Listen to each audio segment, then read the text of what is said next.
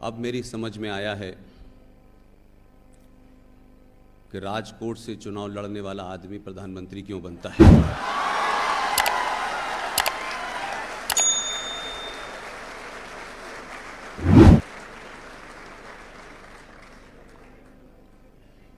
और हम तो यूपी के रहने वाले हैं। वहां कितने बड़े स्टार की फिल्म लग जाए तब भी 9 से 12 का शो कोई नहीं देखने जाता।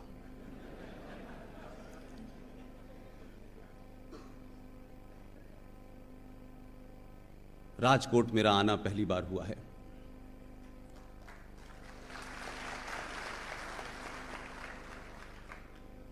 लेकिन राजकोट के बारे में बहुत सारी बातें यहां आने के बाद पता चली मुझे।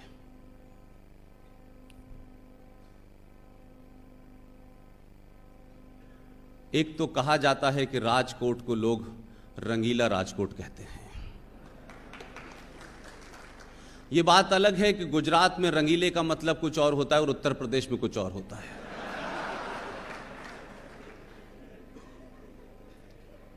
यह भी बात मुझे पता चली कि बगैर सरकार के घोषणा किए यहां 2 बजे से 4 बजे तक कर्फ्यू लगा रहता है। लोग इतने खुश मिजाज हैं, लोग इतने संतुष्ट हैं कि दुनिया का कोई फोन आ जाए 2 से 4 बजे कोई फोन नहीं उठाता है यहां।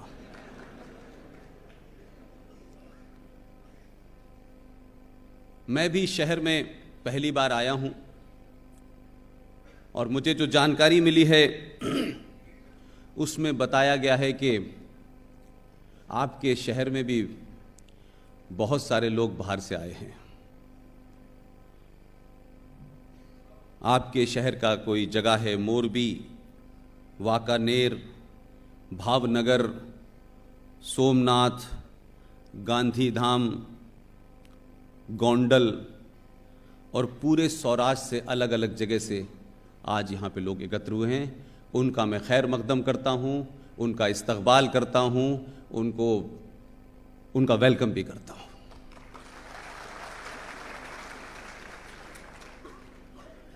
आज के प्रोग्राम के मुंतज़मीन, आयोजक, भारतीय विचार मंच, मुझे कोई आपके शहर में आए 24 घंटे से ऊपर हो गए। मैंने फिल्मों में देखा था कि लखपति और करोड़पति किसे कहते हैं, लेकिन ये मैंने कभी नहीं सोचा था कि गुजरात के और इस देश के अरबपति और करोड़पति मुझे एक दिन बुलाएंगे और अपने साथ खाना भी खिलाएंगे।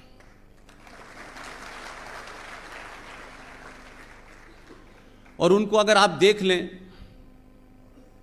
उनके कपड़ों का स्टाइल देख लें, उनकी बातचीत देख लें, उनकी सादगी देख लें, तो मुझे पता है कि उत्तर प्रदेश में अगर वो होते तो कोई रिक्शे वाला भी नहीं बिठाता उनको। ये जो सिंप्लिसिटी है, ऐसे ही आपके शहर के कई बड़े लोगों से मैं सुबह मिला। क्योंकि मैं पत्रकारिता में रहा हूं तो बहुत सारी चीजों को पास से देखा है। मैंने सुना है कि लोग चीफ गेस्ट बनने के लिए सिफारिश भी लगाते हैं और ये कहते हैं कि पैसा भी दूंगा, चीफ गेस्ट बना लो। लेकिन आपके शहर में ऐसे ऐसे लोगों से मिला जिनको आपने जबरदस्ती चीफ गेस्ट बनाया है और वो अपने आप को, अपने नाम को सार्वजनिक भी नहीं कराना चाहते हैं।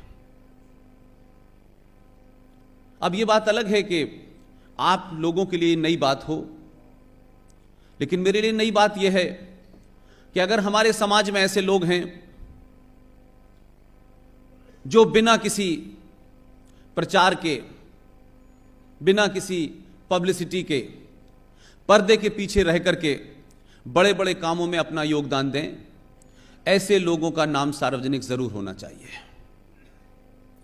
आज के प्रोग्राम के मेहमान खुसूसी चीफ गेस्ट साहब नंदलाल भाई साहब मांडविया, आपके शहर के जाने माने उद्योगपति और जिनके रेफरेंस में मैं उनकी सादगी की बात कह रहा था, वेजा भाई रावलिया, मैं कल से उनके होटल में हूं। अक्सर लोग होटल में ठहरते हैं तो 9 नंबर से वेटर को बुलाते हैं, रिसेप्शनिस्ट से कुछ पूछते हैं। मुझे कल से वेजा भाई ने अपने साथ नीचे बुला करके चाय भी पिलाई, नाश्ता भी कराया और वही मुझे साथ साथ वहां से लेके आए हैं। और दोपहर में आपके शहर के जाने माने उद्योगपतियों से, जिसमें इतनी बड़ी बड़ी ताकतें मौजूद थी, इतने बड़े बड़े लोग मौजूद थे, उन्होंने उनका लंच भी कराया। ऐसे वेजा भाई रावलिया साहब को एक बार मेरा इस सार्वजनिक मंच से बहुत बहुत शुक्रिया।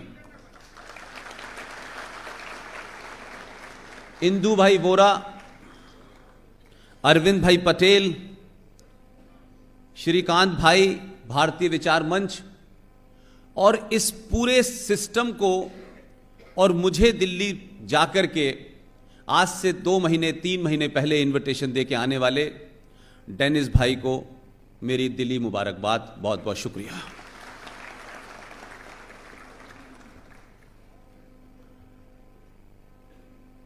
अगर इस सभागार में कोई महिला को कुर्सी न मिली हो तो मेरी विनती है कि उन्हें कुर्सी जरूर दे दें।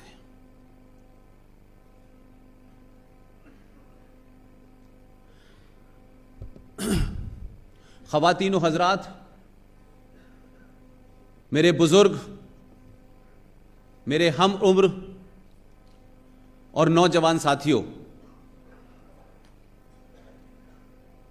मुझे चंद मिनट लगेंगे अभी ये समझने में कि रात के 9 बजे भी राष्ट्रवाद पे बात हो सकती है।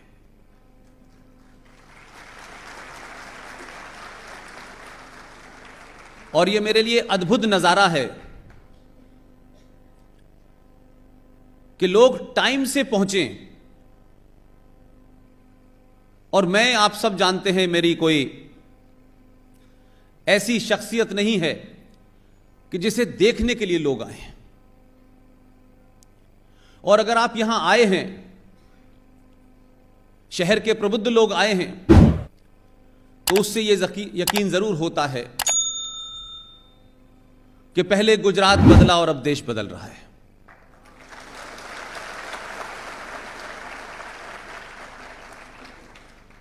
मैं अक्सर अपनी बातों में वो बात कहने की कोशिश करता हूं जो लोगों को पॉलिटिकली इनकरेक्ट लगती है। मुझे लगता है इस देश में पॉलिटिकली करेक्ट होने के चक्कर में यह देश इनकरेक्ट हो गया है। लिहाजा पदों पे बैठने वाले लोग, सत्ता में जाने वाले लोग, इंस्टीट्यूशन चलाने वाले लोगों की यह मजबूरी हो सकती है कि वो पॉलिटिकली करेक्ट रहें। लेकिन मैं एक बात ईमानदारी से और बड़ी ताकत के साथ कहना चाहता हूं, वो तमाम लोग जो सत्ता में हैं, व्यवस्था में हैं, इस देश के चलाने में जो भी उनकी भूमिका है, वो ये तय कर लें कि वो राष्ट्र को बचाना चाहते हैं या अपनी नौकरी बचाना चाहते हैं। नौकरी आएगी जाएगी, सत्ता आएगी जाएगी, पार्टियां बनेंगी टूटेंगी, लेकिन राष्ट्र परमानेंट है। और जो लोग राष्ट्र की परिभाषा सड़कों से, सफाई अभियान से लगाते हैं, मुझे लगता है कि 70 साल और 1000 साल गुलामी के कालखंड के कारण न सिर्फ आपने अपनी पहचान खोई, आपने अपनी भाषा खोई, बल्कि 1000 साल में आपको यह समझाया गया कि आप गुलाम थे, आप जातियों में बटे थे, आपका कोई इतिहास नहीं है, आपके यहां कोई शूरवीर पैदा ही नहीं हुआ, आपका इतिहास इस तरह से लिखा, आपके बच्चों को जो कोर्सेज में पढ़ाया जा रहा है वो तमाम ऐसी बातें हैं कि भारतीय जो संस्कृति है, जो सनातन संस्कृति है, जिसकी 5000 साल पुरानी है, जिसके आदर्श और मूल्यों पे यह देश खड़ा हुआ है, उसी को सबसे ज्यादा नकारा गया इस देश के अंदर, और एक डिजाइन के तहत नकारा गया। कोशिश की गई कि हमारे समाज में जो भी हमारे ऐसे आइकॉन हैं जिससे हम प्रेरणा लेकर के हम इस देश को वो देश बनाएं जो ये पिछले 1000 साल के कालखंड में पटरी से उतर गया है। लेकिन दुख और अफसोस से ज्यादा मुझे गुस्सा है कि ये जो तथाकथित आजादी मिली है, जिसका जश्न हम हर साल 15 अगस्त पे मनाते हैं, किसी नेता ने आज तक आपको नहीं बताया, किसी संगठन ने नहीं बताया कि 15 अगस्त को भारत आजाद हुआ है, ऐसा कहां लिखा है। वो कोई डॉक्यूमेंट है न तो लंदन की लाइब्रेरी में है, न तो भारत की आर्काइव में है, लेकिन यह सुबह से शाम आपको बढ़ाया जाता है 15 अगस्त को भारत को आजादी मिली थी। अब अगर आप इसमें एक भाव भी देखें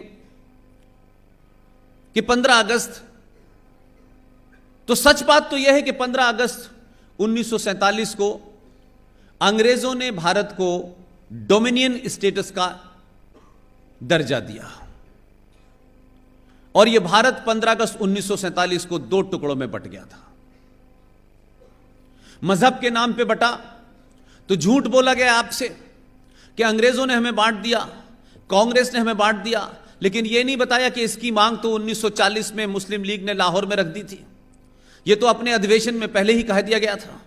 यह नहीं बताया गया कि 29 दिसंबर 1930 को इलाहाबाद के सम्मेलन में, मुस्लिम लीग के सम्मेलन में, जिस साहब ने हिंदुस्तान का गीत लिखाए सारे जहां से अच्छा, उस इकबाल ने उसी दिन कह दिया था कि भारत के बोस्टन वेटरपुर जहां मुसलमान ज्यादा हैं उसको अलग कर देना चाहिए। तो हमको तमाम वो बातें जिससे हमें यह पता चलता कि हम ये झूठ जो ये लगातार सुन रहे हैं कि भारत की आजादी हिंदू, मुसलमान, सिख, ईसाई सब ने मिलकर लड़ी थी,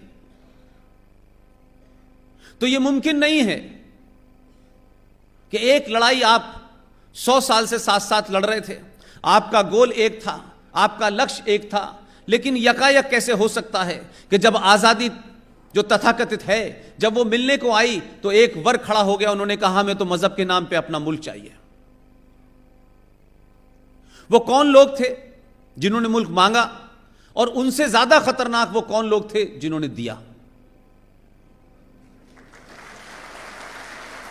उनका नाम क्यों नहीं सार्वजनिक किया जाता? उनके बारे में इतिहास में क्यों नहीं पढ़ाया जाता? इस पे चर्चा क्यों नहीं होती? और कौन वो लोग थे जिन्होंने अपना पूरा जीवन, एक शब्द कॉइन किया गया, नॉन वायलेंस, अहिंसा। अगर अहिंसा शब्द का अर्थ यकीन और सही मायनों में जानना है तो पातंजलि पढ़िए। लेकिन पातंजलि में लिखे हुए शब्द का मतलब अहिंसा वो नहीं है जो अहिंसा हमने 1947 में देखी, क्योंकि हमारे यहां शब्दों को क्वाइन किया गया और आपको यह बताया गया कि इसका अंग्रेजी ट्रांसलेशन यह होता है।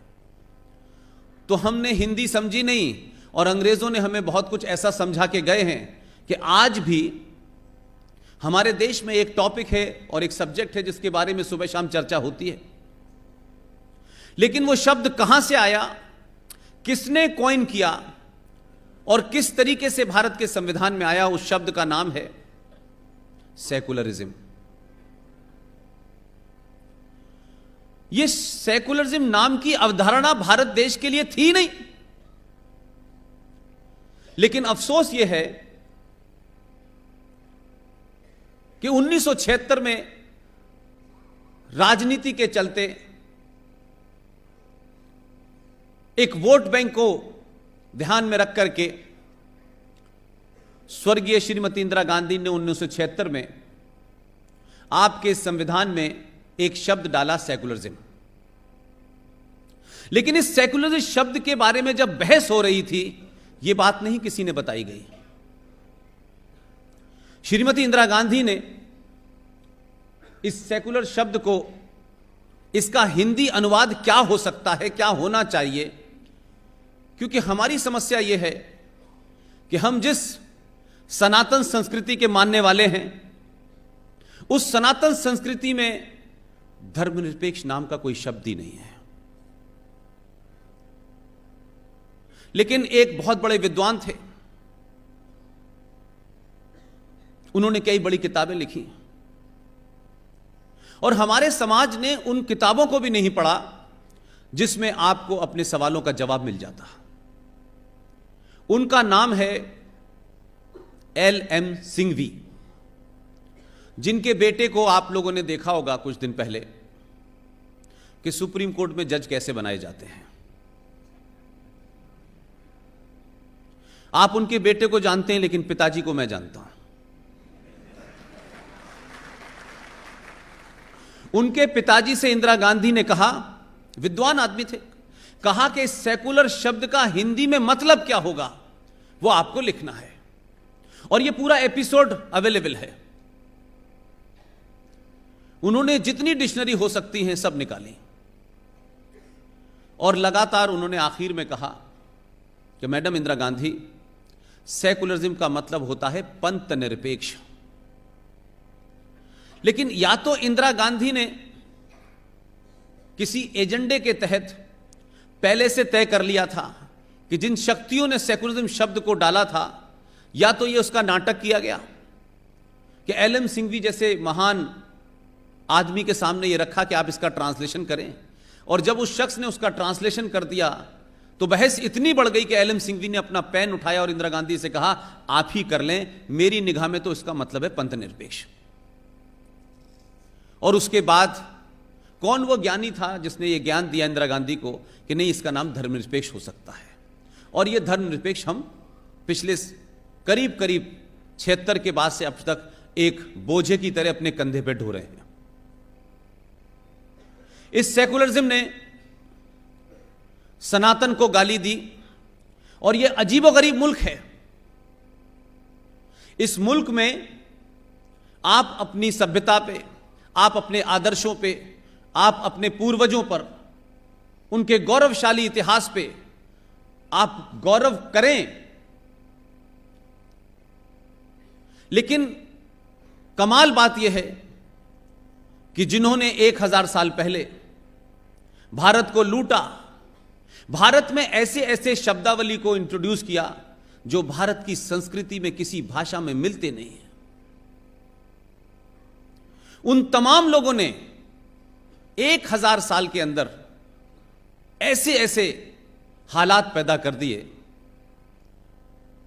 कि आज भारत का इतिहास जिन लोगों ने लिखा है उसमें लुटेरे, चोर, डकैत, फरेबी, बलात्कारी, इन तमाम लोगों को गौरवान्वित किया गया है।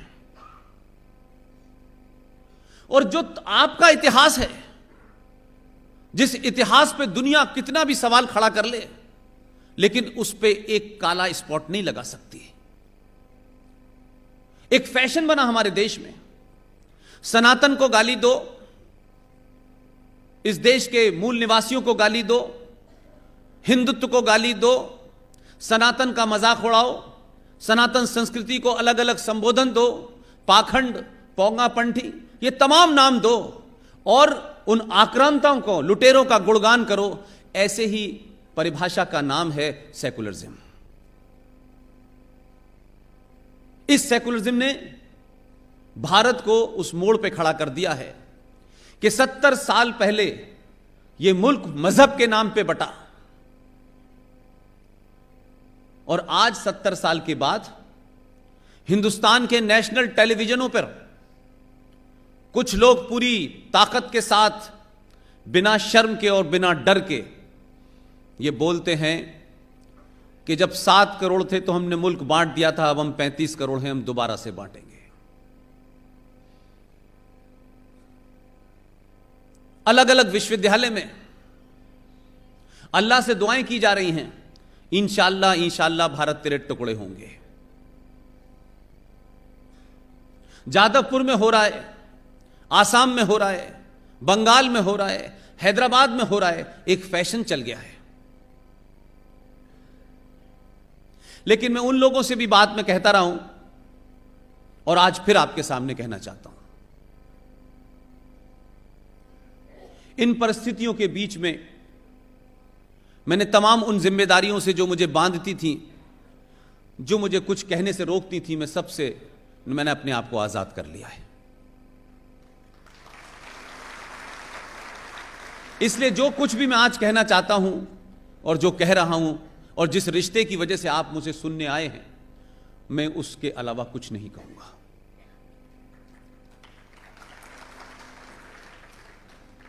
जो लोग भी इस देश के टुकड़े करने के लिए अल्लाह से दुआएं कर रहे हैं, उसको तोड़ने की कोशिश कर रहे हैं, मैं उनको इसी मंच से एक बात कहना चाहता हूं। यह 1947 का देश नहीं है।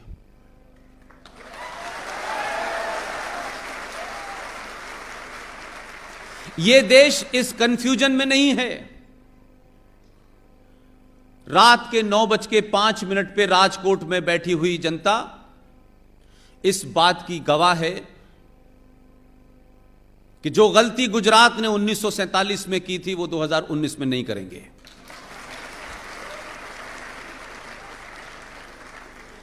इसको और इम्फेसिस के साथ कहना चाहता हूं मैं। एक किस्सा मुझे आपको बताना है जो इतिहास का हिस्सा है।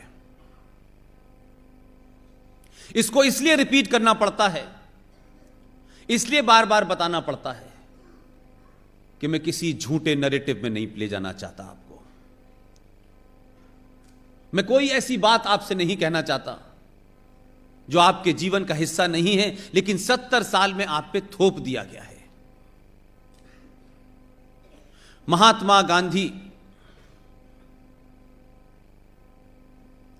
उनका जब भी किसी से विवाद हुआ, उन्होंने विवाद में विचार करके जवाब नहीं दिया। उनके पास एक हथियार था। जितना भरपूर प्रयोग उन्होंने किया है, किसी और ने किया ही नहीं। महात्मा गांधी जैसे भी थे, अब उन्हें राष्ट्रपिता कहा जाता है। ये पहला देश है कि अपने पिता के अलावा भी एक पिता है। हम में से किसी को नहीं पता कि ये पिता कब बने हमारे, क्योंकि भारत की संस्कृति में कोई रिकॉर्ड नहीं है। कई आरटीआई लगा के देख ली कि ये पिता हमारे कब बने, नहीं मिला। लेकिन भारत की संस्कृति में 2 शब्द हैं और उन शब्दों का कोई दूसरा सानी नहीं हो सकता, और यह भारत की संस्कृति बताता है कि यह सनातन संस्कृति के अंदर ही होता है। बाहर भी होता होगा, लेकिन हमारे यहां उसके होने पे कभी सवाल नहीं खड़ा किया गया। एक दुनिया की बड़ी सच्चाई है भारत में, और उस सच्चाई का अगर एक शब्द है, उस सच्चाई का नाम है मां। मां से बड़ा कोई सच है ही नहीं, उस पर डिबेट ही नहीं हो सकती। और एक दूसरा शब्द है विश्वास। ये विश्वास को अगर मैं अपनी भाषा में कहूं तो जो मां ने मुझे पैदा किया है, वो मां जब ये बता देती है कि ये तुम्हारा पिता है, बगैर सवाल पूछे ताउम्र हम उसको अपना पिता मान लेते हैं। हम सवाल नहीं करते, लेकिन अब कुछ लोग अपने पिता पे सवाल कर रहे हैं। ये गुजरात है। आपके यहां की खबर आज मैंने सुबह सुबह पढ़ी, एक बड़े अखबार में खबर छपी। मुझे लगा कि जिन साहब को आपने 15 साल की ट्रेनिंग देके दिल्ली भेजा है,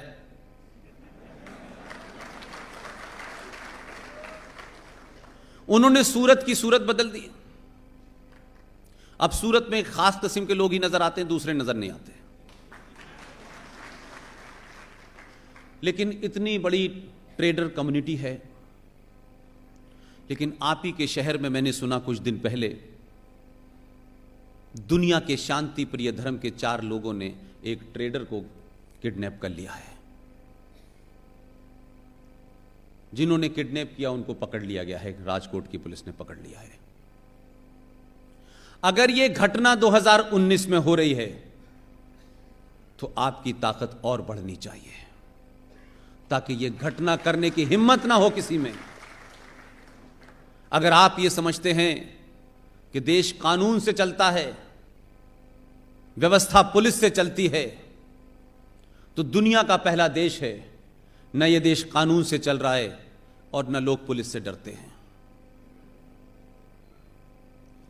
इस देश में 70 सालों में सत्ता पे जिस तरीके से बौने लोग काबिज हुए हैं, उन्होंने इस देश के पुरुषार्थ को समाप्त कर दिया है। इस देश के जितने भी इंस्टीट्यूशंस हैं वो भीड़ तंत्र के सामने बौने बने नजर आते हैं। ना तो आपकी न्याय व्यवस्था उनके सामने टिक पाती है, ना आपकी पुलिस उनके सामने खड़ी हो पाती है। और वो किसी कानून में यकीन नहीं रखते। वो सिर्फ जिस कानून में यकीन रखते हैं वो सिर्फ उनको पता है और कुरान शरीफ को पता है। लिहाजा जो आंतरिक चुनौतियां हैं, पूरी दुनिया चिल्ला चिल्ला के बता रही है कि आंतरिक चुनौतियां क्या हैं भारत के सामने।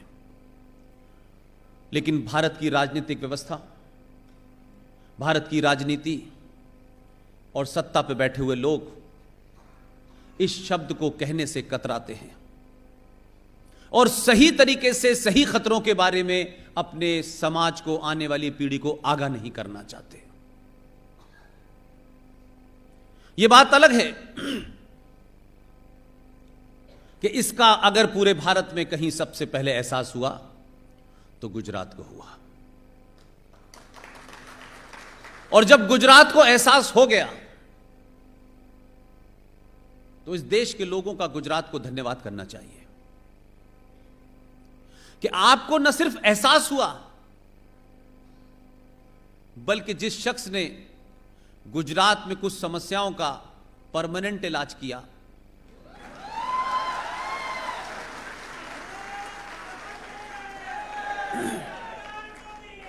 आपने उसे भरोसा दिलाया कि अब गुजरात की जिम्मेदारी हमारी, अब दिल्ली में जाइए आप।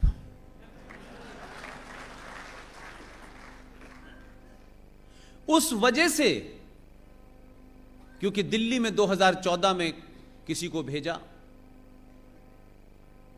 और आपके तो शहर में और राज्य में बड़े आंदोलन भी चले, जाति के नाम पे कुछ चीजें शुरू हुई और इस बार के विधानसभा चुनाव में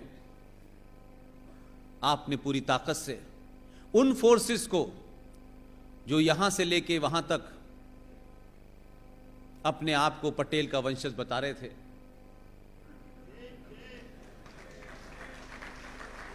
और जिन ताकतों के हाथ में वो खेल रहे थे, उनके मंसूबों को नाकाम किया। और तमाम सारी चीजें जो पूरे देश में मुझे सुनने को मिलती हैं कि बहुत सारे कानून और बहुत सारे नियम ऐसे बने, उससे आम जनता में बहुत सारे लोग नाराज भी हैं। 5 चुनाव कम से कम मैं अपने जीवन में पास से देख चुका हूं।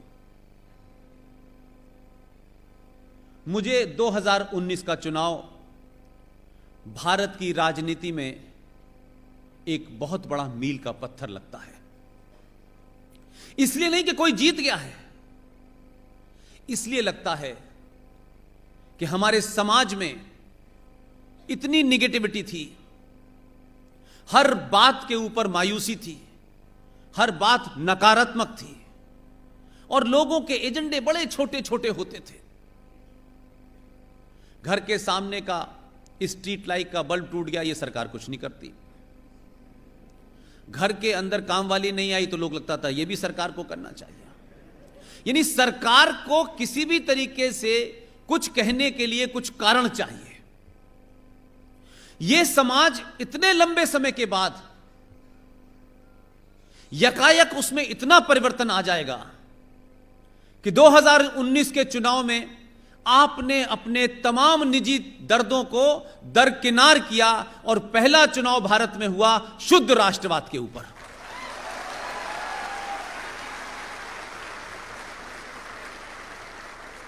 ऐसा होता नहीं है कि लोगों को लगता है राष्ट्रवाद कुछ और चीज है, पहले हमारी जरूरत पूरी होनी चाहिए। आपने अपनी जरूरतों में एक नुकसान बर्दाश्त किया,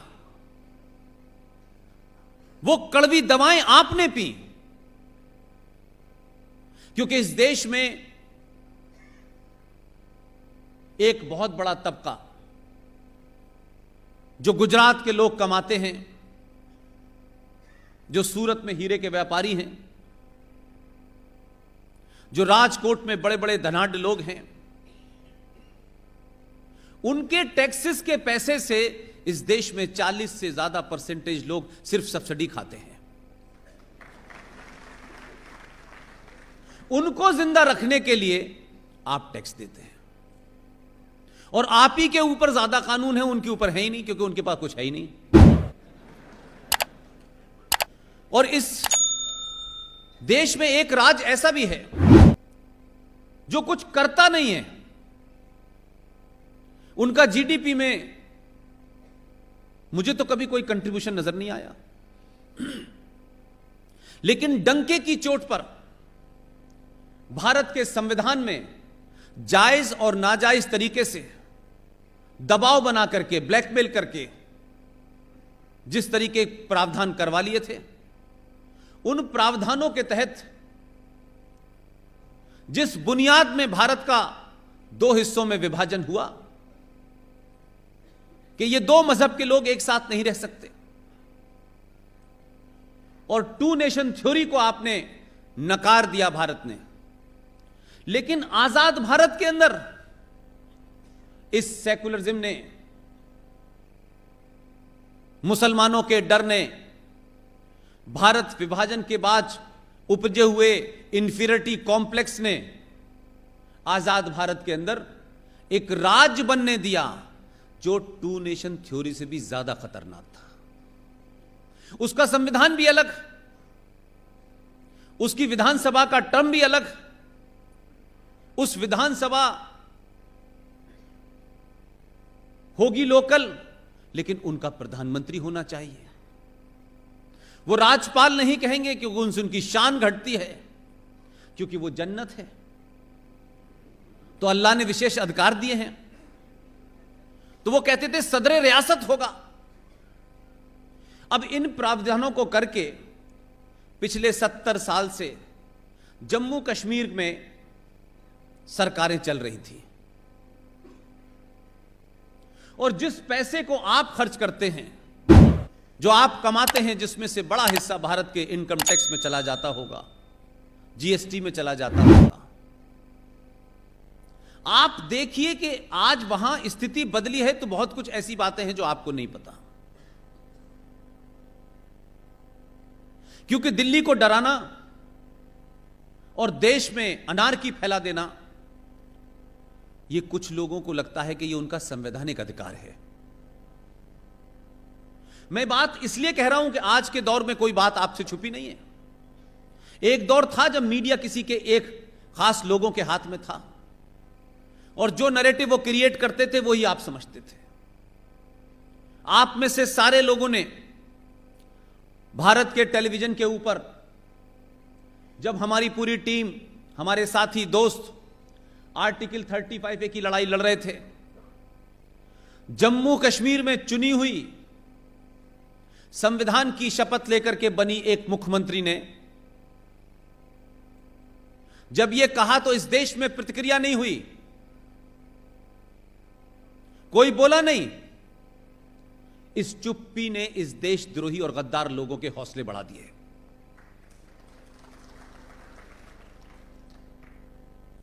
एक चीज पे सुनवाई भारत की सुप्रीम कोर्ट में चल रही है, और बहुत जोर जोर से मैं इस बात को 4 साल से कह रहा हूं भारत की सुप्रीम कोर्ट में आरएसएस के लोग नहीं बैठे हैं, विश्व हिंदू परिषद नहीं चला रही है, भारतीय जनता पार्टी के ऑफिस में आर्टिकल 35A की सुनवाई नहीं चल रही थी, भारत के सुप्रीम कोर्ट में चल रही थी। और वैसे तो इस देश की अदालतें प्रोएक्टिव हैं, कंटेम्प्ट ऑफ कोर्ट कर देती हैं, लेकिन एक मुख्यमंत्री संविधान की शपथ लेने के बाद सरेआम पब्लिकली कहती है कि अगर आर्टिकल 35A से छेड़छाड़ की गई तो जम्मू कश्मीर में कोई तिरंगे को कंधा देने वाला नहीं होगा।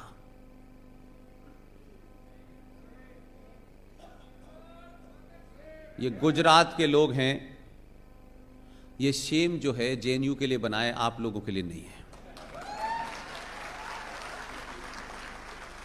इसलिए जो आपका पुरुषार्थ है उसमें शेम शब्द बहुत हल्का शब्द है, और आप कभी शेम कहते नहीं हैं, आप जो करते हैं उससे लोगों को शेम हो जाती है। जब इस पे चुप्पी रही तो उन मोहतरमा को लगा कि इस देश में कुछ भी कहा जा सकता है, दोबारा से धमकाया उन्होंने और कहा कि अगर दोबारा छेड़छाड़ की गई तो हम हिंदुस्तान के हालात 1947 जैसे कर देंगे और हम तय करेंगे कि हमें किधर जाना है। मैंने कई बार अपने सार्वजनिक मंचों से कहा कि मां भी अपने बच्चे को धमकाती है अगर तो घर में ही धमकाती है।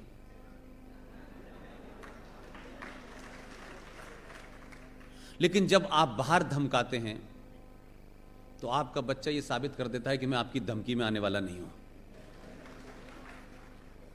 लेकिन उनको आदत पड़ी हुई थी कि दिल्ली में उन्होंने विजनरी प्रधानमंत्री बहुत देखे थे, लेकिन एक ऐसा प्रधानमंत्री आ गया जिसका कोई विजन तो है नहीं, पता नहीं कैसे आ गया है। उसका मजाक उड़ाया गया, उसके बारे में कहा गया पता ही देखिए यार ये आधे आस्तीन का कुर्ता पहनता है, ये कैसे बोलता है यार, इसको अंग्रेजी नहीं आती है यार, ये कैसे देश चलाएगा, विदेशियों से कैसे हाथ मिलाएगा। इन तमाम सारे संकटों का निवारण उसने 5 साल में कर दिया। और लोगों ने इस भाषा को जब नहीं बदला तो 2014 से लेकर 2019 तक ये धमकियां मैंने बहुत सुनी।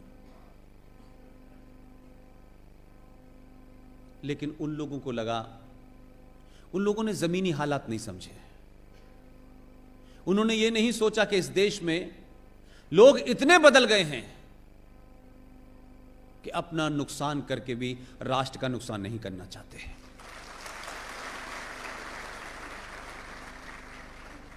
जो शख्स 2014 में 282 के बहुमत पे था, उसने आप ही का इम्तिहान सबसे ज्यादा लिया, लेकिन आप इस टेस्ट में उससे बढ़ चढ़कर आपने हिस्सा लिया और 2019 में उसकी ताकत को 2082 से 303 कर दिया। और जो लोग इस बात को जमीनी स्तर पर नहीं समझ पाए कि लोगों ने यह देश और ये मैंडेट और ये बहुमत जो मिला है ये सड़क बनाने के लिए नहीं दिया है, ये किसी गलतफहमी का शिकार नहीं है। ये बार बार जो दुनिया की सबसे लंबी बातचीत है, अगर विश्व रिकॉर्ड अगर बनाया जाए, जो 1948 से चल रही है, वो बातचीत क्या है? वो बातचीत भारत और पाकिस्तान के बीच में चल रही है। ये बातचीत का सिलसिला खत्म ही नहीं हो रहा है, और किस चीज पे बात कर रहे हैं ये देश को पता नहीं। कभी शिमला में जाके होती है, कभी हमारा प्रधानमंत्री ताशकंद में जाता है। जो बातचीत वो करना चाहता था वो दिल्ली में बैठे हुए कुछ षड्यंत्रीकारियों को पसंद नहीं आया, तो उसकी हत्या वही करा दी गई। बहुत सारे इस देश में ऐसे प्रधानमंत्री भी हुए जो भारत और पाकिस्तान से दोस्ती के लिए जान देने को तैयार थे। जो मुल्क मजहब के नाम पे बना, 21 लाख लोग मारे गए, 3 युद्ध आपने लड़े, आपके सैनिक मारे गए, उस जम्मू कश्मीर में 42,000 लोग मारे गए, सेना के सबसे ज्यादा फौजी मारे गए। इस देश में, पूरे देश में जहां जहां भी आप कह लें, कोयंबटूर कह लें, पटना कह लें, बनारस कह लें, दिल्ली कह लें, मैं समझता हूं चंद ही जगह बची होंगी जहां बम धमाके ना हुए हों। और उनके पीछे कश्मीर था और कश्मीर के पीछे पाकिस्तान था, लेकिन इस सब के बावजूद भी 70 साल से बातचीत चल रही थी। और कुछ लोगों को है कि वो भी हमारे जैसे हैं, दोस्ती का बड़ा शौक है उन्हें। मैं उनकी भी गलतफहमी दूर करना चाहता हूं। जो यहां रह गए, पहले उनसे दोस्ती कर लो। ये तो आपकी सुन नहीं रहे हैं, जो आपके साथ रहते हैं और सब्सिडी का पैसा लेते हैं। वो तो आपको अपने घर में डरा रहे हैं। वो इस्लाम और कुरान और सिपारे और मस्जिद के नाम पे आपको डरा रहे हैं। वो तो औरंगजेब और बाबर के वारिस को बचाने में लगे हुए हैं। उनको इस बात का इल्म नहीं है कि इस देश में बहुमत जिन लोगों का है, कम से कम हम उनकी भावनाओं की कद्र करें। लेकिन पूरी मेजॉरिटी इस देश में, औरंगजेब से लेके बाबर और जितने भी नाम आप ले लें, उन्होंने जो भी कुछ किया, आपकी मेजॉरिटी है, सरकार आपकी है, पहले भी सरकार आपकी थी। उस सब के बावजूद जिन आक्रांताओं ने इस देश की संस्कृति, महिलाओं, औरतों के साथ में जो भी कुछ किया, उनके नाम से दिल्ली में 57 सड़कें हैं। उसके बावजूद भी मेजॉरिटी ने कभी अपने मेजॉरिटी होने का, ताकत का सड़कों पे मुजाहिरा नहीं किया, प्रदर्शन नहीं किया।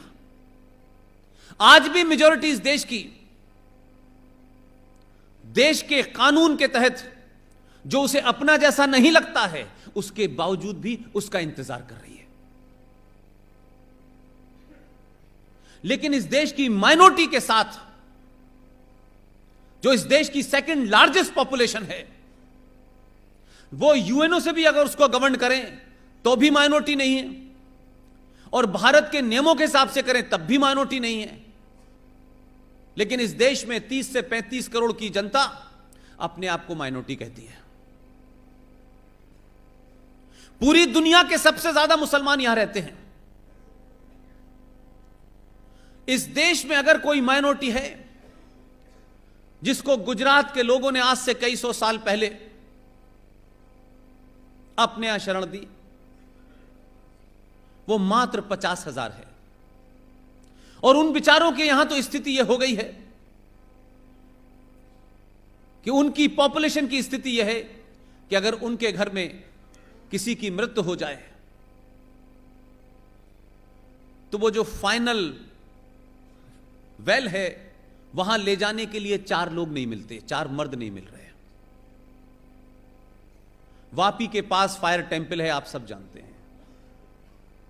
वहां मुझे एक शख्स मिले, उन्होंने कहा कि इंदिरा गांधी के कजिन की आखिरी मौत यहां हुई थी और पूरे शहर में 3 ही लोग थे। तो बहुत देर तक यह होता रहा कि चौथा आदमी कहां से आए। तो कोई संस्कार होता है जिसके तहत वो करने के बाद वही आदमी जा सकता है। तो अगर हिंदुस्तान में कोई माइक्रोस्कोपिक माइनॉरिटी है जिसकी रक्षा और सुरक्षा करनी चाहिए, जिनकी पॉपुलेशन कैसे बढ़े, वो है पारसी। लेकिन 30-35 करोड़ लोग माइनॉरिटी के नाम पे पिछले 70 साल से इस देश को मूर्ख बना रहे हैं। लेकिन पूरी दुनिया में इस्लाम के नाम पे जो भी कुछ हो रहा है, अगर कहीं मुसलमान सुरक्षित है और खुले रूप में गुंडागर्दी करने के बाद, खुले रूप में मजहब का इस्तेमाल करके मेजॉरिटी को डराने के बाद भी, और जिन लोगों ने इस देश को लूटा है, जिन लोगों ने इस देश की असीमता को लूटा है, उनके साथ खड़े होने के बावजूद भी इस देश की मेजॉरिटी ने कभी सड़कों पर वो नहीं किया जो वो कर रहे हैं। लिहाजा जिसे आप मेजॉरिटी कहते हैं, मैं फिर भी कहता हूं, बहुत धमकियां मत दो। एक आदमी है हैदराबाद में, उसे बहुत शौक है, जिन्हें क्या क्या धमकियां देता रहता है, छोटे भाई का पजामा बड़े भाई का कुर्ता पहने। अजीब गरीब सोच का आदमी है भाई। वो समझता है कि हैदराबादी पूरी दुनिया है। बार बार दिल्ली को गाली देता है। एक रामपुर में है, एक आसाम में है, ऐसे कई सारे जोकर इस देश में हैं। और कश्मीर में तो पूरा कश्मीर है, क्योंकि उनके पास संविधान है, क्योंकि वो अल्लाह के फरिश्ते हैं, क्योंकि जन्नत में हैं। ये धमकियां देने वालों को अगर भारत के बदलते स्वरूप को समझ नहीं आ रहा है तो वो भविष्य की सबसे बड़ी मूर्खता कर रहे हैं। मैं उनको किसी को चेतावनी नहीं देता, क्योंकि ये चेतावनी देना, ये धमकी देना बौने और डरपोक लोगों का काम है। मैं उनको मशवरा बार बार देता हूं, क्योंकि उनके बीच में पैदा हुआ हूं और जो मुल्क बना था मजहब के नाम से, वहां 12 साल नौकरी की है। सजेशन है मेरा उनको, अब दोबारा धमकी मत देना। एक महिला ने शपथ लेने के बाद 2 बार धमकी दी।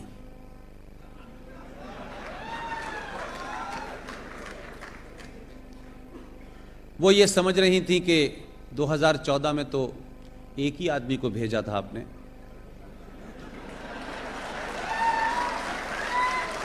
उन्होंने कहा हम इसे अकेला समझ के घेर लेंगे।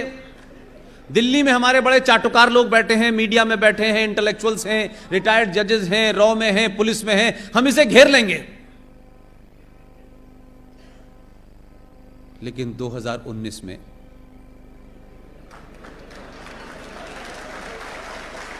अब जिनके सामने धमकियां दी जा रही थी, ये मैं सिर्फ इसलिए कह रहा हूं कि मैं अपनी बात में लाग लपेट नहीं रखना चाहता। मुझे लगता है कि कह देना चाहिए। यह वजह इसकी यह थी कि 2014 में जो नंबर 2 थे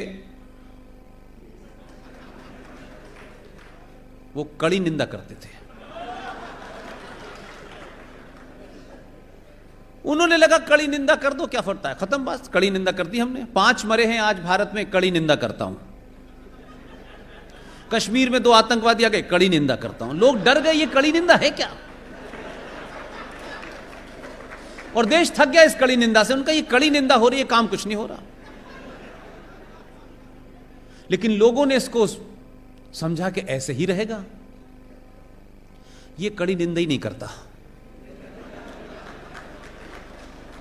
निंदा शब्द इसकी डायरी में ही नहीं है।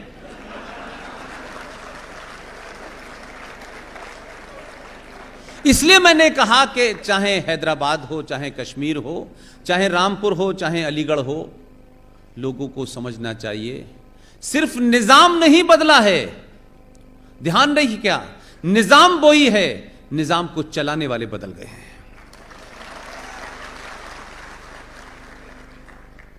लिहाजा जो धमकियां दे रहे थे वो अब कह रहे हैं हमें छोड़ दो, आजाद कर दो। हम अब कुछ भी नहीं कहेंगे, एफिडेविट लिखवा लो हमसे, छोड़ तो दो कम से कम।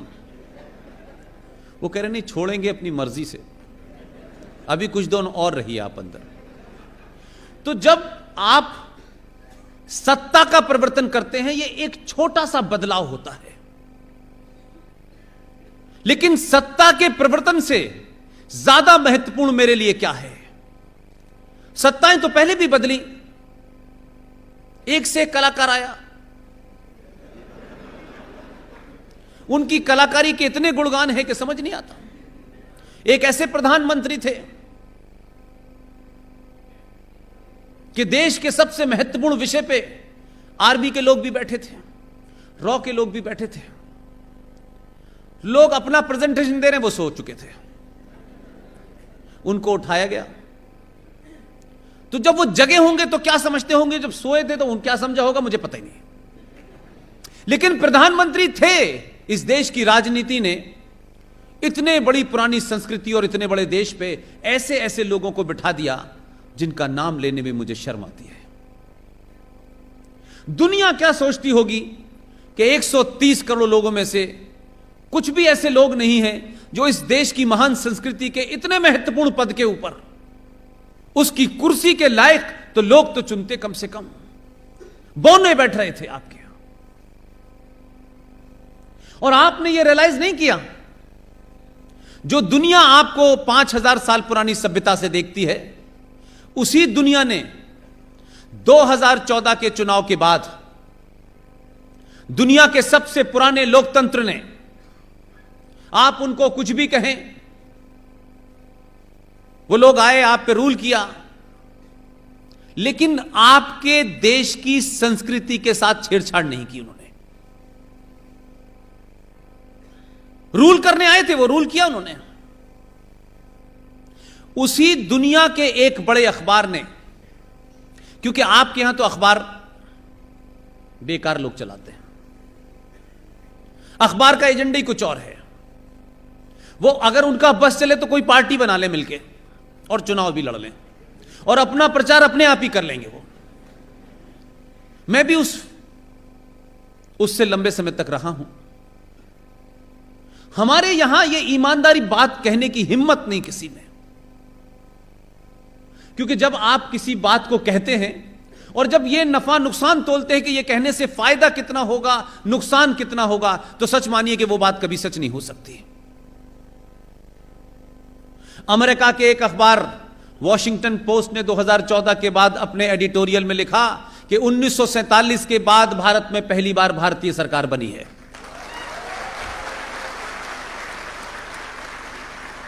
तो यहां डिबेट इस बात पे तो नहीं हुई कि क्या बात लिखी है भाई, यहां डिबेट इस बात पे लिखी कि यह कैसे लिख दिया, भारतीय सरकार तो पहले भी थी। बड़े दिन बाद समझ में आया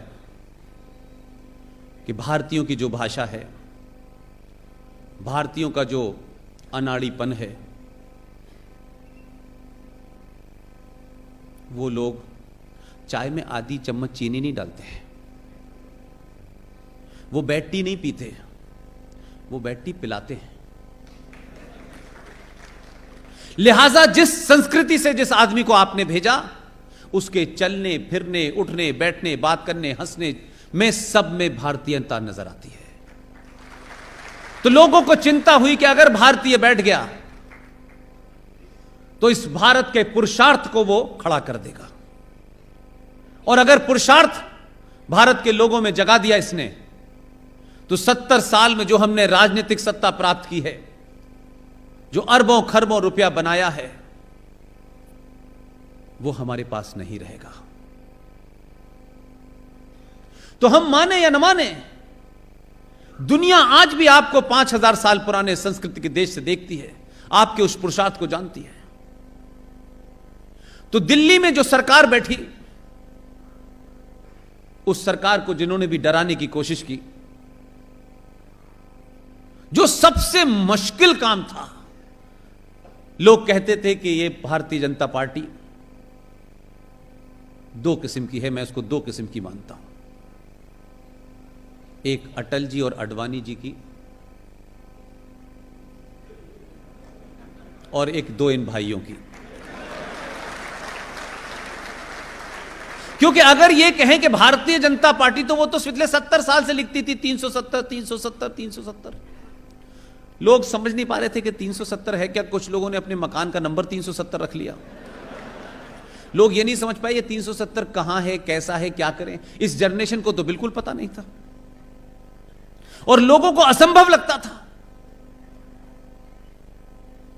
लेकिन सरकार से ज्यादा जिस तरफ मैं इशारा करना चाहता हूं, सरकार तो बनी इस देश में, लेकिन यह पहली सरकार बनी, सरकार बनाने के बाद इस समाज ने कहा जिस मैंडेट के लिए भेजा गया है अब हमें वो चाहिए, उसके अलावा कुछ नहीं चाहिए। और पूरा समाज अपने उस पुरुषार्थ के साथ अपनी अपनी जगह जो भी कोशिश कर सकता था वो करता रहा। और देश भर में 15-20 लोग जो हमारी टीम के हिस्से हैं, उन्होंने ऐसे ही जगह जगह जाके लोगों को 370 क्या है, 35A क्या है, इसका आतंक से क्या संबंध है, ये भारत के लिए क्यों खतरनाक है, ये पाकिस्तान का क्या एजेंडा है, इससे इतना अवेयर किया कि जब समाज का दबाव पड़ा तो 370 और 35A इसकी तैयारी कहां हुई, कैसे हुई, कहां पे ये पढ़ाई की गई, कहां ये होमवर्क किया गया, यकायक देश को पता नहीं चला। बस एक खबर आई,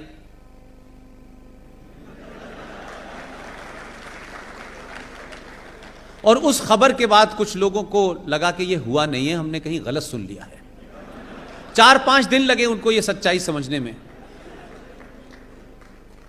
तो इस पे डिबेट होने लगी कि अब क्या करें।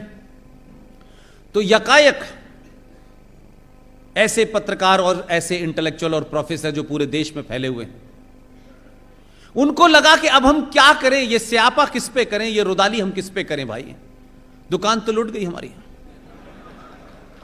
तो उन्होंने एक नई कहानी निकाली। यकायक उनमें मानवता का मूल इतने ऊपर चला गया था कि पैमाना छोटा पड़ गया, और बोले देखिए आपने उन लोगों को बंद कर दिया है, उनके पास इंटरनेट नहीं है। मैं इस बात पे खुश नहीं हूं, मैं इस बात पे गुस्सा हूं। जिन लोगों को 7% पॉपुलेशन जो वैली में रहती है, जिन्होंने आतंक मचा रखा है, जिन्होंने सत्ता अपने पास केंद्रित कर रखी थी, जिन्होंने 70 साल में अलग विधान अलग संविधान के चलते पूरे सिस्टम में एंटी हिंदू और जिहाद को मजबूत किया, उस सरकार के साथ मिलकर के आतंकवादियों ने, हुर्रियत ने और तमाम वो लोग जो भारत विरोधी ताकतें थी, मस्जिदों का इस्तेमाल करके, इस्लाम का नाम लेकर के और एक पहचान के नाम पे 5.5 लाख कश्मीरी हिंदू पंडितों को अपने देश से निकाल दिया हो, अपने मूल वतन से निकाल दिया हो। वो पिछले 30 साल से हिंदुस्तान के किस कोने में हैं? क्या उन्होंने दिवाली मनाई, क्या होली मनाई, उनका घर कहां है, उनके बच्चे कहां हैं, उनके घर में किसकी मौत हो रही है, इस हिंदुस्तान ने कभी उनसे नहीं पूछा। लेकिन वही लोग इंटरनेट की चिंता कर रहे हैं। शर्म आनी चाहिए उन लोगों को जो मानवता का पाखंड करते हैं इस देश के अंदर और अपने आप को इंटेलेक्चुअल कहते हैं। जिन लोगों ने अपने जीवन में 15 डिग्री टेंपरेचर नहीं देखा था, जिनका कोई कसूर नहीं था, जिन्होंने एक भी हत्या नहीं की, जिनके दामन पे कोई दाग नहीं है, वो दिल्ली की सड़कों पे पान और चाय की दुकानें कर रहे हैं। कश्यप ऋषि के वंशज इस देश में मारे मारे घूम रहे हैं। उनके लिए किसी सरकार ने कोई कमीशन नहीं बनाया, उनके लिए इस देश की न्यायालय ने कभी सुओ मोटो नोटिस नहीं लिया। लेकिन दुख है मुझे, इस देश की न्यायालय, इस देश की जुडिशरी में भी अजीब और गरीब किस्म के फैसले और लोग बैठे हैं। एक सेना का आदमी जो आपका, मेरा, किसी ना किसी का भाई है, किसी का पति है, किसी का बेटा है, वो दुश्मन मुल्क से लड़ रहा है, आतंकवादी से लड़ रहा है। पीछे से शांति प्रिय धर्म के लोग, अद्भुत उनकी शांति है। ऐसी मार्केटिंग तो कोका कोला ने भी नहीं की। अपने देश के लोग जो मेरे और आपके टैक्स से पलते हैं, जिनका सारा खर्चा भारत उठाता है, बदले में वो लोग उसी जम्मू कश्मीर में दुनिया की सबसे ताकतवर फौज को पत्थरों से मार के आधे टुकड़ों में आपके घर भेज देते हैं। और इस देश की न्याय व्यवस्था, इस देश के चीफ जस्टिस को इस बात को कहने में न तो डर लगता है, न उसका कोई मॉरल ग्राउंड है कि वो ये कहते हैं कि जम्मू कश्मीर में जो पत्थरबाज हैं उनके ऊपर गोली नहीं चलेगी। वो पत्थरों से जो सेना का फौजी पाकिस्तान से भेजे हुए आतंकवादी से लड़ रहा है, पीछे से पत्थर मार करके वो तमाम उन उग्रवादियों का और आतंकवादियों का जो कश्मीर के अंदर हैं, जो कश्मीरी हैं, जो हिंदुस्तानी हैं, जिन्हें सरकार की सपोर्ट मिली हुई है, वो उस फौजी को मारे तो उन पे गोली नहीं चलेगी। एक नई इजाद करते हैं, प्लास्टिक की गोली चलाओ। अब देश का फौजी सेना में लड़ने जाए, पहले वो गोलियां रखे या प्लास्टिक की रखे? नहीं, कोई तर्क है। फिर कहा गया कि नहीं, उसकी गोली से भी लोग अंधे हो रहे हैं, तो गुनगुना पानी डालें उनके ऊपर। तो फौजी गुनगुना पानी का एक पहले पैकेट लेके जाए, फिर के कम डालें ज्यादा डालें। एक बार इन्हीं को भेज दो बॉर्डर पे। ये किसी पानी से खुद नहीं नहाएंगे, इनको नहलाना पड़ेगा।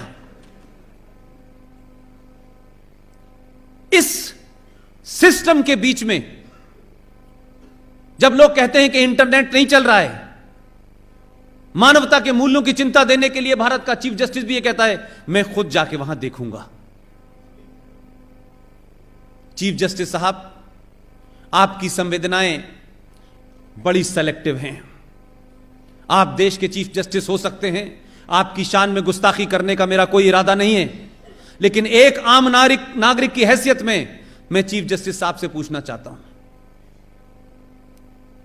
जब 5 लाख लोगों को उस सूबे के मुख्यमंत्री ने और देश के पहले मुसलमान गृह मंत्री ने मिलकर षड्यंत्र करके उनके 2,500 लोगों को मारा, बच्चों को उछाल उछाल के मारा, बुजुर्गों की चौराहे पे लाशें रख दी गईं और लाशों के चारों तरफ आतंकवादी मोटरसाइकिल पे घूम रहे थे और कहे कि टीका लाल टपरू को अगर किसी ने पानी मिलाया तो हम उसको भी जान से मार देंगे, तब भी जरा एक बार ये कहते कि मैं कश्मीर जाके देखता हूं। नहीं गया, क्योंकि आपका भी न्याय सेलेक्टिव हो गया है, आपकी संवेदनाएं भी सेलेक्टिव हो गई हैं। और अगर ये किसी को गलतफहमी हो गई है कि कुछ लोग वो किसी इंस्टीट्यूशन में बैठे हों, वो भारत की जनता और संविधान से बड़े हैं, तो मैं कहता हूं गलतफहमी निकाल दें। ये देश अभी भी जो मेजॉरिटी जिसमें रहती है, आज भी आपसे भरोसा करती है। यह बात अलग है कि आपको बड़ी सेलेक्टिव जेंडर जस्टिस नजर आता है अयप्पा में। आपको शबरीमला पे सुनवाई रात दिन करते हैं, पुलिस को डायरेक्शन देते हैं कि यह इंप्लीमेंट होना चाहिए। आपको जलीकट्टू की चिंता है, आपको दहीहांडी की लंबाई की चिंता है, आपको महाकाल पे पानी कितना चढ़ना चाहिए इसकी चिंता है। इस देश की मेजॉरिटी का तहम्मुल, उसका पेशेंस, उसका इम्तिहान मत लीजिए। ये देश ने अभी वोट से सत्ता बदली है और यह बताता है समाज कि जो सबसे पहले इंपॉर्टेंट काम है वो हमने कर दिया है। अगर अभी भी इस बदलते मुल्क का मिजाज आपकी समझ में नहीं आ रहा है और आप समझते हैं कि भीड़ के आगे आपके फैसले बदल जाएंगे, तो आपको अयप्पा के 1000 साल पुरानी परंपरा को तोड़ करके वहां पे जेंडर जस्टिस स्थापित किया। जरा मस्जिद में भी जेंडर जस्टिस स्थापित करो। यह बात मैं इसलिए कहना चाहता हूं क्योंकि मैं चुप हूं, मुझे अपने देश से प्यार है। मैं इस देश को नहीं चाहता कि यह देश खून की होली खेले। तो आप मेरी आस्था को भी तोड़ेंगे। 30,000 मंदिरों को तोड़ के मस्जिद बनाई गई हैं, उसको भी तोड़ेंगे आप। मेरे आस्था के केंद्र को भी तोड़ेंगे आप। और आप क्या करेंगे? क्योंकि आप में हिम्मत नहीं है। आप जिस कुर्सी पे बैठे हैं, यह बात अलग है कि टेक्निकल मामला है, आप पहुंचे होंगे, उस पर मेरा कोई विवाद नहीं।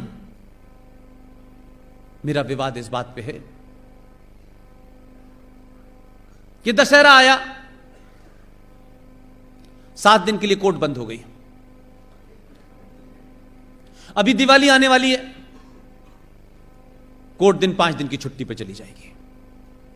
लेकिन अजीब और गरीब बात है, दशहरा पे कोर्ट बंद रहेगा, छुट्टी होगी, दिवाली पे छुट्टी होगी 5 दिन की, उसकी छुट्टी लेंगे और कोर्ट जब खुलेगी तो कहेंगे आइए बात करते हैं कि भगवान राम थे या नहीं थे।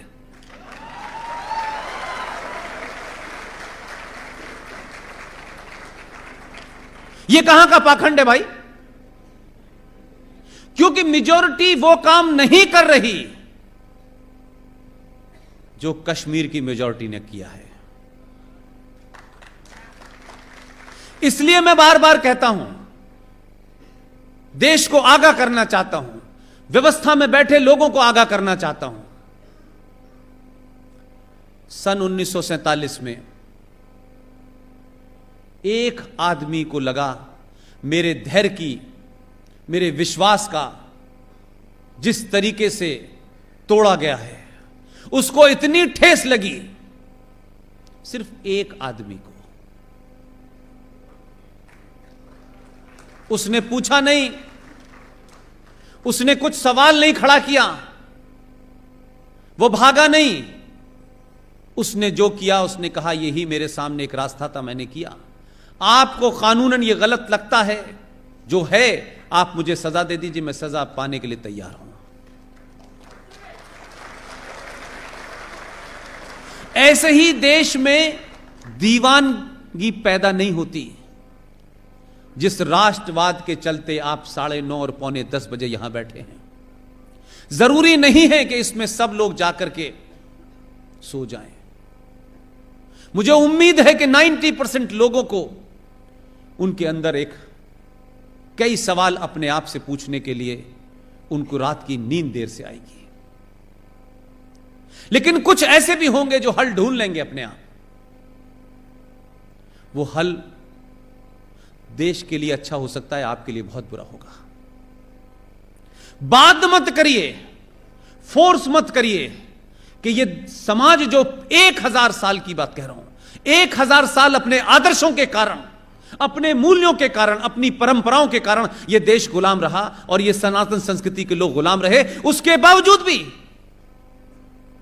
एक कोई इंसिडेंट बता दीजिए मुझे कि सनातन धर्म के मानने वालों ने कहीं हथियार उठा करके किसी की नाजायज हत्या कर दी हो। कोई एकाध इंडिविजुअल एक्ट हो सकता है, वो भी राष्ट्र हित में, सनातन के हित में, निजी हित में नहीं किया है। जो हमारी संस्कृति को लोग आज के पाखंड से समझते हैं कि कुछ लोग आज पाखंड कर रहे हैं अलग अलग वस्त्रों में, लोग समझते हैं यही सनातन संस्कृति है। यह नहीं है। सनातन धर्म के मानने वाले लोग न प्रचार के लिए बाहर निकलते हैं, न अपनी पब्लिसिटी करते हैं। वो मठों में, पहाड़ों में बैठ करके जो चिंतन करते हैं, उसी में से चिंतन करके एक आदमी गुजरात आ जाता है। उसका विश्वास उसके ऊपर, उसे अपने ऊपर सबसे ज्यादा होता है। ऐसा ही नहीं कहा उसने कि मुझे कुछ खोने के लिए नहीं है, मेरे पास झोला है, मैं लेके चला जाऊंगा। यह कहने की शक्ति होनी चाहिए। और जब आप अपने लिए नहीं जीते हैं तो आप किसी से नहीं डरते हैं। जो लोग अपने लिए कुछ इकट्ठा करने के लिए और रिश्तेदारों के लिए डरते हैं और जीते हैं, वो तिहाड़ जेल में चिदंबरम से मिलने जाते हैं। नाम मत लेना मेरा। उनकी चिंता का सबब यह है कि यह नहीं था कि चिदंबरम साहब को अच्छा खाना मिल रहा है कि नहीं मिल रहा है। दोबारा गए थे। भरोसा रखो, हम इस देश के अंदर हालात खराब कर देंगे, लेकिन मेरा नाम मत लेना। लेकिन आपने भी ऐसा आदमी बिठाया है। उसने कहा नाम जब तक नहीं बताओगे बाहर का सूरज नहीं देखने दूंगा बेटा।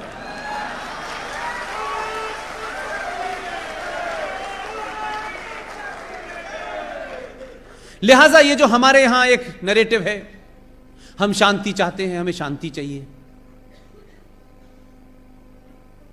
शांति की जो लोग सबसे ज्यादा बात करते हैं वो कमजोर और डरपोक लोग होते हैं। दुनिया में अगर आपको शांति चाहिए जिसे आप शांति कहते हैं और सही मायने में कहते हैं, तो सार्वजनिक तौर पे शक्ति का प्रशिक्षण कीजिए, सारी शांति मिल जाएगी आपको। डिमॉन्स्ट्रेट कीजिए शक्ति को। अगर शक्ति का प्रदर्शन आप खुलेआम करते हैं तो अच्छे अच्छे आपको शांति देने के लिए तैयार हो जाते हैं। और यह बात मैं आपके सामने इसलिए कह सकता हूं कि आप ज्यादा बेहतर समझ सकते हैं। मैं उसकी एग्जाम्पल देता हूं आपको ऐसी। इस देश में अपीजमेंट, मुसलमानों को खुश रखने के लिए संविधान को भेंट चढ़ा दो, इस देश को भेंट चढ़ा दो, इंस्टीट्यूशन को भेंट चढ़ा दो, किसी भी तरीके से इस देश में, क्योंकि बापू ने गलत परंपरा डाल दी थी। बापू ने आपका एक भजन है, उस भजन की 2 लाइन सेकुलरिज्म में बदल दी। जो उस भजन का हिस्सा ही नहीं था, वो दिल जीत रहे थे। मैं उनसे भी कहा और इनसे भी मैंने एक आध बार बीच में कहा कि दिल जीतने की परंपरा तो पृथ्वीराज चौहान ने भी 16 बार की थी। अब दिल जीतने का वक्त समाप्त हो गया है। अगर दिल जीतना है तो इस देश का दिल जीतो, किसी इंडिविजुअल का मत जीतो। लिहाजा हमारे संविधान में कई जघन्य अपराध हुए। हमारे देश को, जिसको रामचंद्र जी के ऊपर और सीता जी पे बहस करने का बड़ा शौक है, उसने इस देश के संविधान को कभी उठा के भी नहीं देखा इस देश ने। और जो संविधान की सुबह से लेकर शाम तक दुहाई देते हैं, उन्होंने भी नहीं बताया। इसलिए मैं कहना चाहता हूं आपसे, मुझे पूरी उम्मीद है कि दिल्ली को जिसको अपनी आवाज पहुंचानी हो वो गुजरात में आके लोगों से बात कर ले, जल्दी आवाज पहुंच जाती है। भारत का संविधान 26 जनवरी 1950 को लागू हुआ और 5 साल तक उस पर यह मनन होता रहा कि यह संविधान भारत का है, लेकिन भारत की संस्कृति इस संविधान में नजर नहीं आती। और शायद जिन लोगों ने यह बात कही, उस बात में इसलिए भी सच्चाई है कि भारत का संविधान को अगर आप देखेंगे तो गवर्नमेंट ऑफ इंडिया एक्ट 1935, जिसके तहत भारत को गवर्न करना था, उसकी 80% फोटोकॉपी है ये। तो नंदलाल बोस के अंडर में जो एक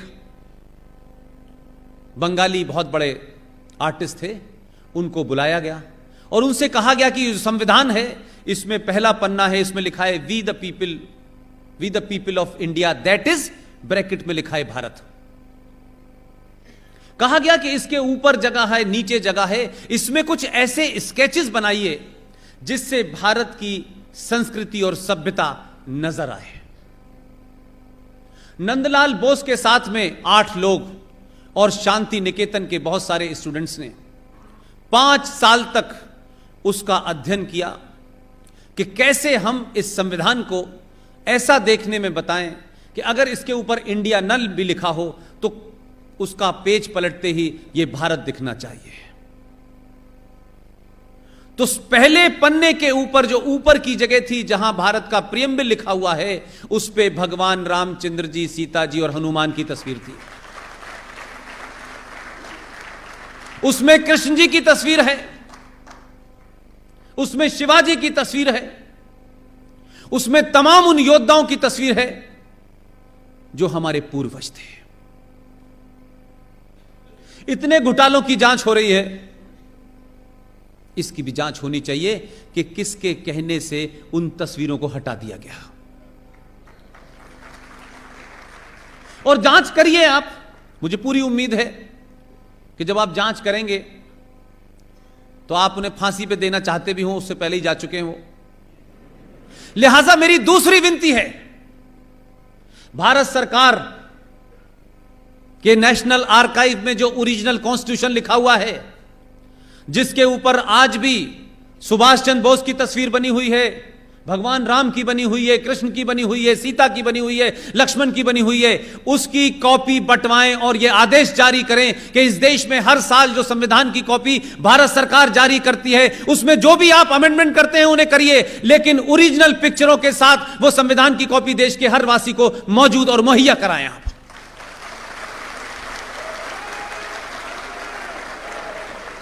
जब देश बदल रहा है और बहुत सारी चीजें बदली जा रही हैं तो आप किसी का नाम नहीं बदल रहे,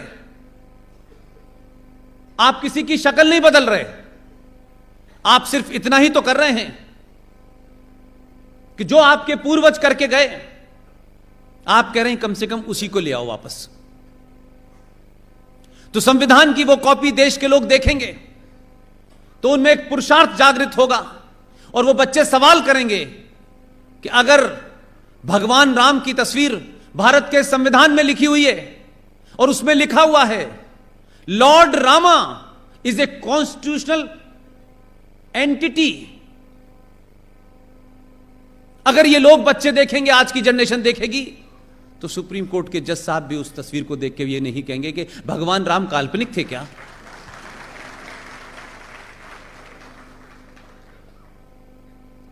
तो संविधान से लेकर के जितनी भी चीजें हैं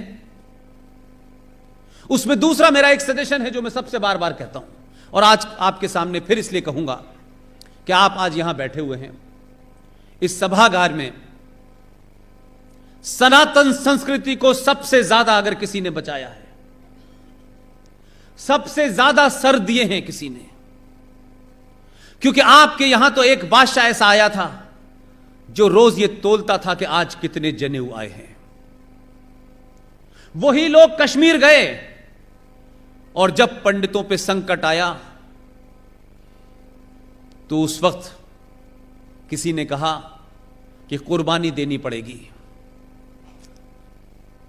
तो जिन्होंने कहा कुर्बानी देनी पड़ेगी उनका बच्चा उनके साथ में था। उसने कहा पिताजी आपसे बेहतर यह काम कौन कर सकता है।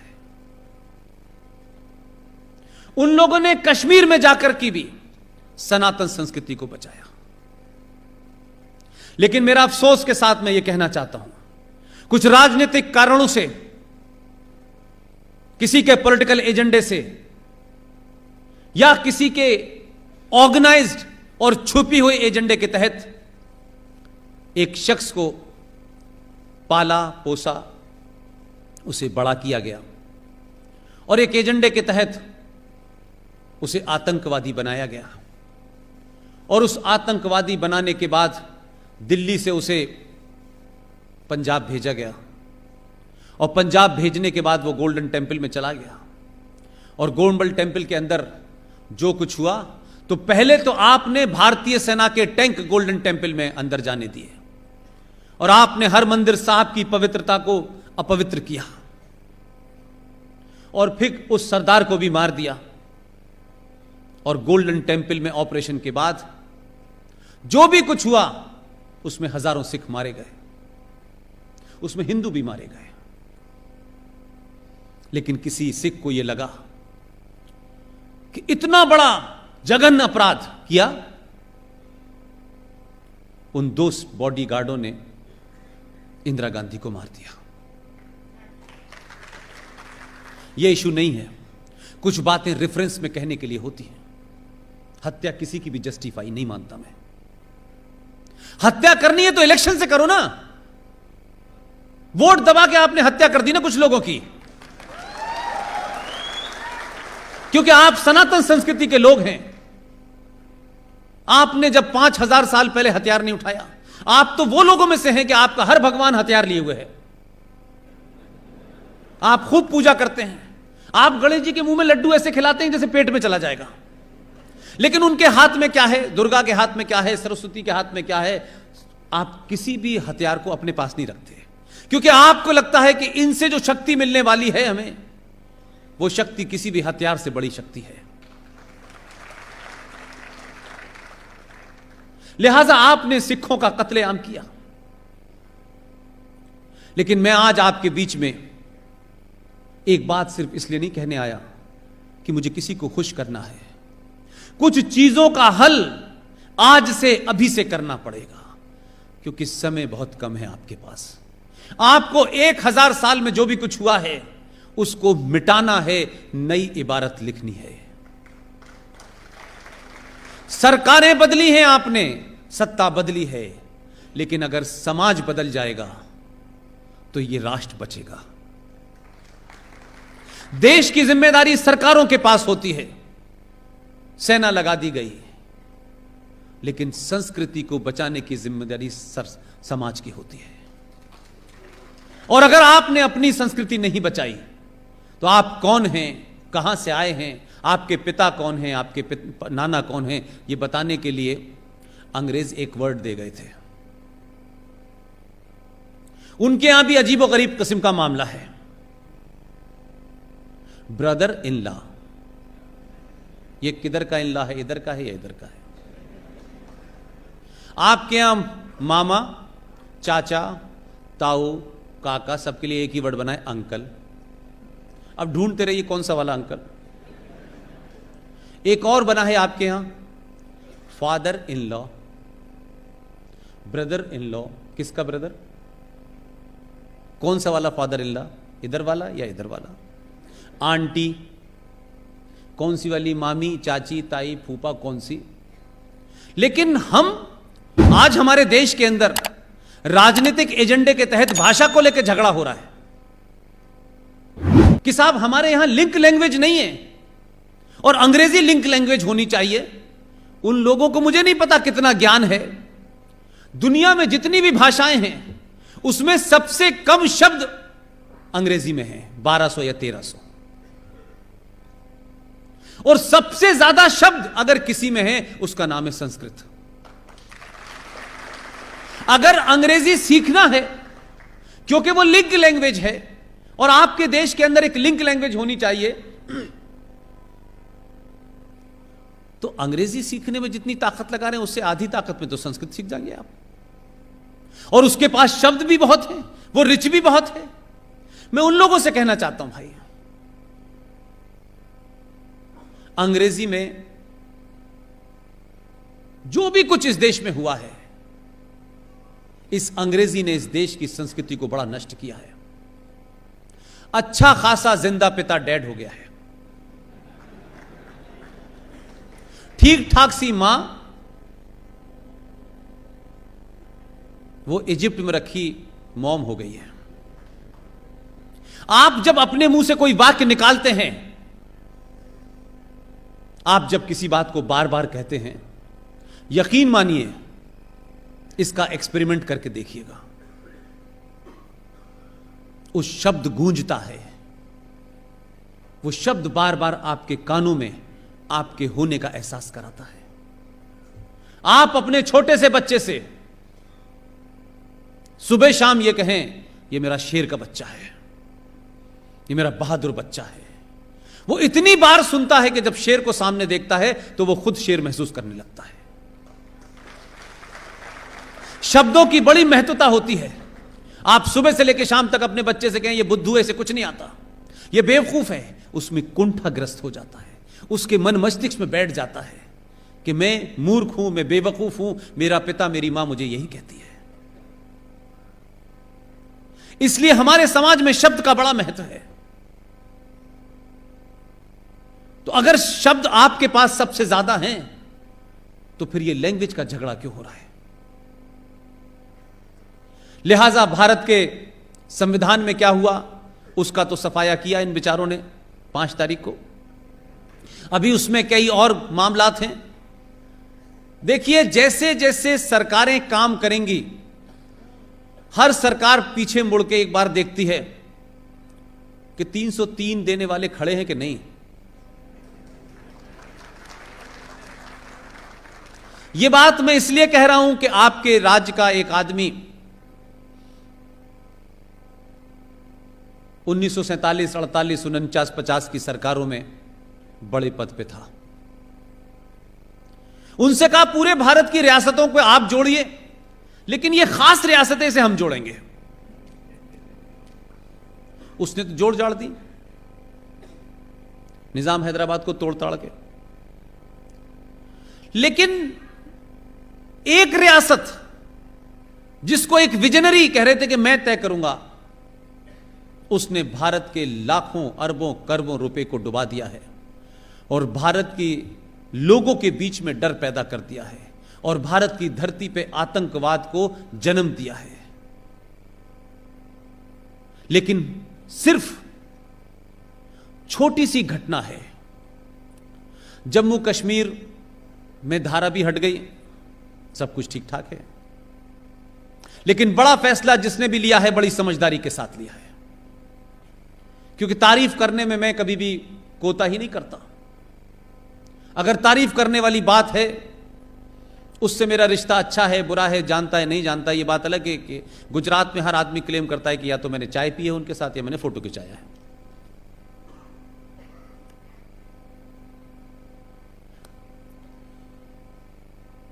अब चिंता मत कीजिए, इन्होंने ये नहीं कहा है कि जल्दी खत्म कीजिए, चिंता मत कीजिए।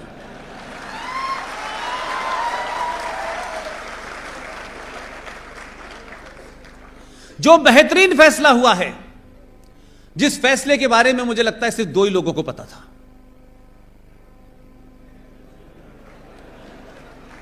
जम्मू कश्मीर राज्य से आतंकवाद की, इस्लामिक जिहाद की, इस्लामिक आतंकवाद को चलाने की, वो इस्लामिक आतंकवाद का जो संविधान था, जो इस्लामिक आतंकवाद को बढ़ावा देने वाला निजाम था, उस निजाम को अगर किसी ने खत्म किया है तो इन दो फैसलों में जो एक फैसला यह हुआ है कि ये दोनों धाराएं हट गई हैं, उससे खत्म नहीं हुआ है।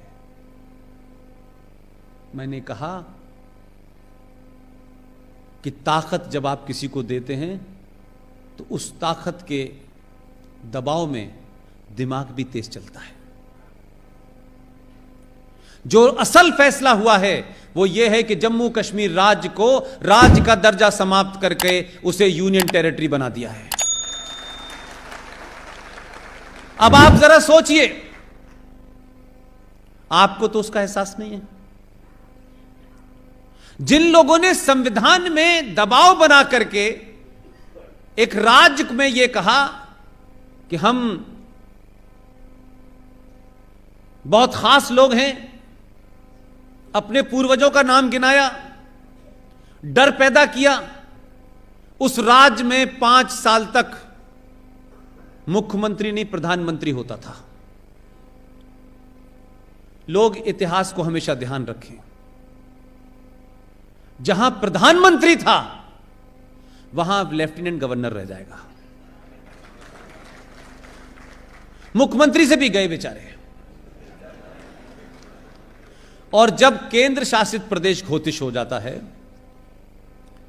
तो आप लोगों को भी इसकी जानकारी होगी कि उस केंद्र शासित प्रदेश की सारी जमीन केंद्र सरकार के अंडर में आ जाती है।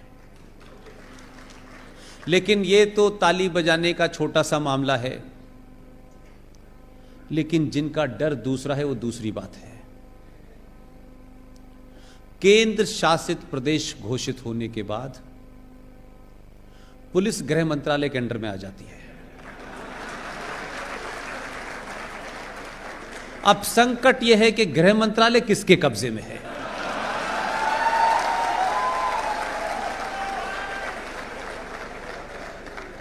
इस फैसले ने, इसके बाद एक और फैसला हुआ है। इसलिए मैंने कहा कि फैसले लेने वालों की क्षमताएं अगर देखनी है तो हर बार ताकत से उनको बिठाएं। वो फैसले ऐसे करेंगे जिससे आपको और इस राष्ट्र को फायदा हो। एक फैसला और हुआ है जिसमें मुझे आप सबकी मदद चाहिए, और वो फैसला यह है कि जम्मू कश्मीर जो कि केंद्र शासित प्रदेश बन गया है, उसमें 31 अक्टूबर को लेफ्टिनेंट गवर्नर चार्ज लेगा। जो लोग अभी 370 और 35A के झटके से बाहर नहीं आए थे, उन्हें केंद्र शासित प्रदेश का एक और सदमा लगा, और जब तक वो इस सदमे से बाहर आते और सरकार ये कहती कि हम कुछ कुछ इंटरनेट खोलने वाले हैं, तब उन्हें एक खबर पता चली कि 31 अक्टूबर को सही मायने में लीगली ऑफिशियली वहां लेफ्टिनेंट गवर्नर घोषित किया जाएगा। ये तो सबको पता था कि लेफ्टिनेंट गवर्नर होगा, लेकिन संकट कुछ और है।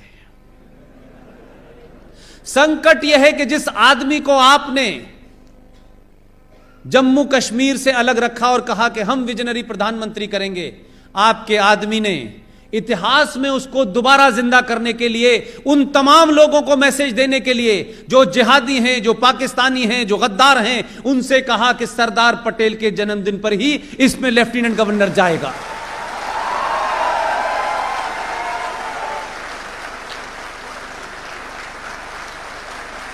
इसलिए